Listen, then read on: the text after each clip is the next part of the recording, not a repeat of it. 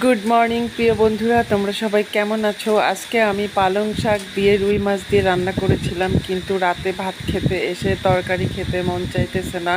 এই জন্য সেই তরকারি থেকে মাছ উঠিয়ে তেলে একটু ভাজি করে নিলাম।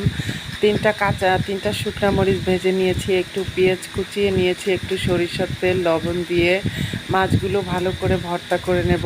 এখন দেখতে পাচ্ছ বন্ধুরা, আমি কাঁটাগুলো বেছে নিয়েছি মাছের।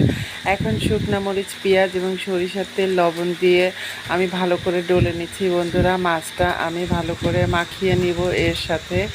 তোমরা এই রেসিপিটা করে খেয়ে দেখতে পারো, খুবই মজাদার। তোমরা না খেলে বুঝবে না। মাছের ভর্তা বন্ধুরা, তোমরা এইভাবে মাছের ভর্তাটা বানিয়ে খাবে, এক প্লেট ভাত খেয়ে ফেলতে পারবে।